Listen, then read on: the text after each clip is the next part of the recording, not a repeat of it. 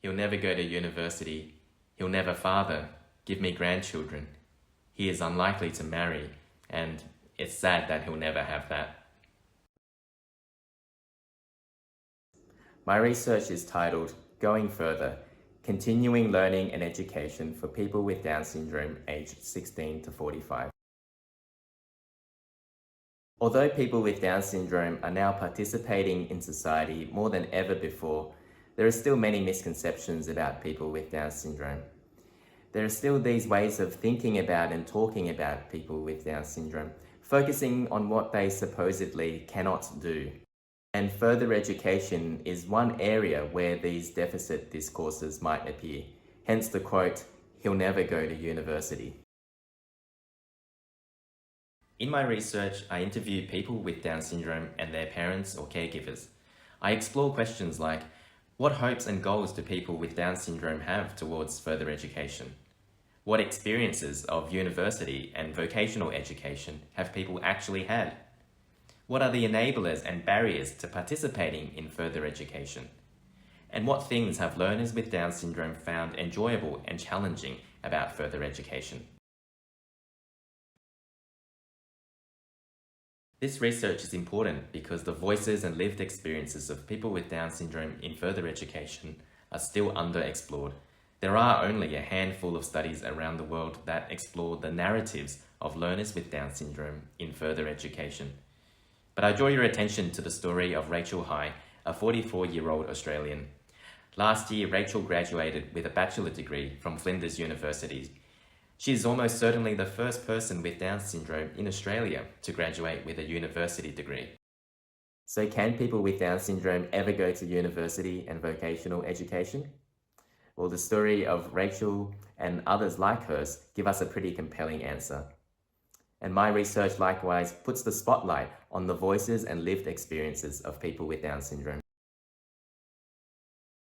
Helen and her mother Leanne are two people I've interviewed. Helen is a 22-year-old living with Down syndrome. She lives semi-independently in a granny flat. She likes sport and drama, and most importantly, she loves her coffee. Helen's journey into and through further education was relatively straightforward. Helen attended a mainstream Catholic high school, which she loved. Importantly, she had vocational experiences in hospitality and food technology in her later years. These experiences facilitated her entry into further education.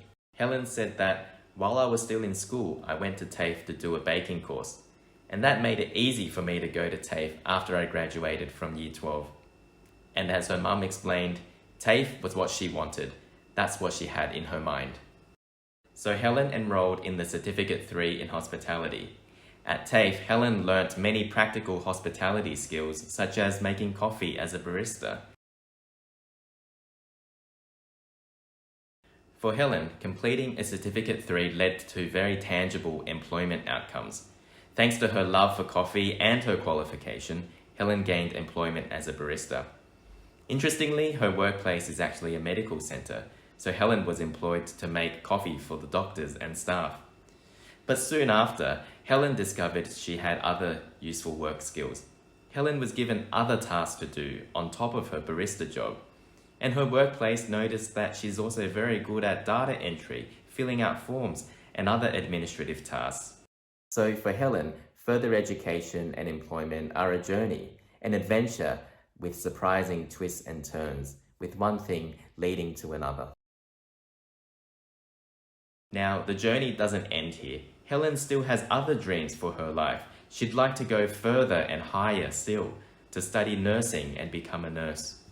When I asked her the question, "What do you think about studying at uni?" Helen immediately said, "I think it'd be good." Her mum Leanne also confirmed her aspiration towards higher education. Leanne said, "Oh yes, she would love to. She's already researched, so she knows that if she wanted to be a nurse, she would have to go to uni." But Leanne also expressed uncertainty towards her daughter's dream of studying at uni. Getting into university would be difficult. Studying at a higher level would be challenging for Helen. So, will Helen ever go to university? Well, admittedly, it is a complicated question. but certainly Helen would love to go further and higher still. From Helen's story, we see that people with Down syndrome can and do participate in further education. With the right opportunity and the right support, they can be successful. Thank you for watching this video. I hope it's increased your vision of what's possible for people with Down syndrome in our world today.